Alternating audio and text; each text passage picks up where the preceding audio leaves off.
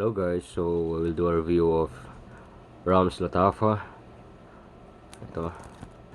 And this is just only a first impression and unboxing, so we won't do as much as full review in here. So yan na. Ito nga pala yung box. Yan, naka-plastic.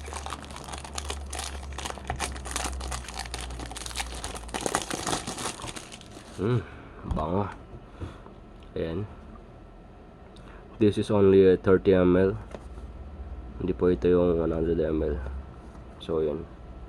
Grabe, box pa lang bango na. Ayan. Ang ganda ng box nya. Ayan, buksan na natin. Ayun. Oh my god, this is so cute. Yan, ang cute nya guys. Napakaliit.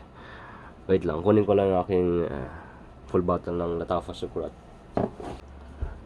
Ayun, ito nga pala yung Sukrat. Kung gaano siya kalaki. Kaliit. Yan. Kita nyo, napakaliit guys. Yan. Small version lang siya. Yan, 30 ml. So yun, set aside muna natin to. Ayan. So yun na nga.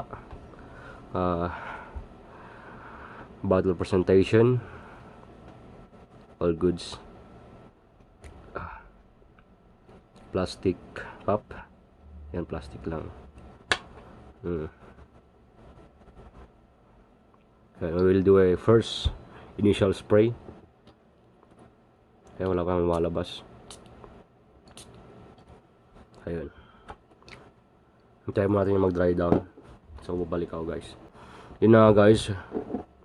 You're back again. So upon the opening is, wow, bango. Kamay nyo yung si Afnan 9 PM. Wala akong full bottle nun, pero I only have a decan.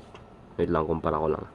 So yun na guys, we're back again. Ito nga pala yung decan ko ng 9 PM. Ayan. Kumpara natin siya sa smell na ito. Ram Silver. Sabi nila clone daw ito ng GPG Ultra Male, but unfortunately wala ako nun since di ko afford. Baka naman sa mga viewers ko dyan. Bago lang itong channel natin. Similar actually. They're similar to each other.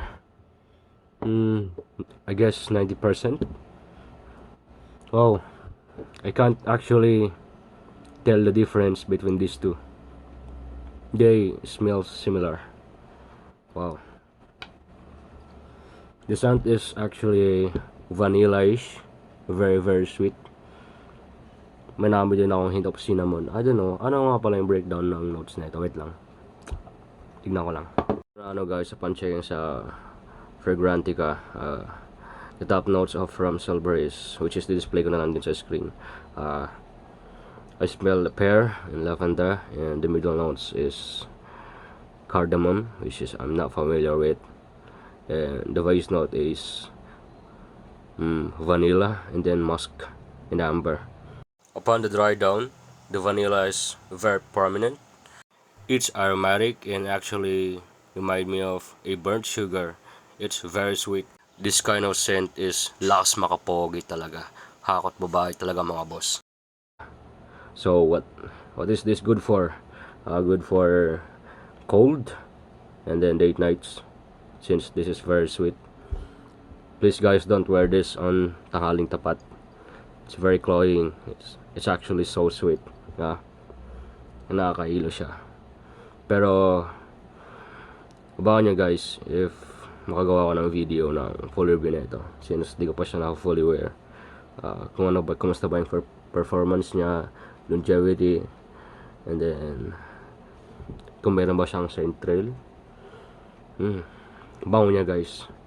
Wala halos, I can't smell the difference between these two. Yeah.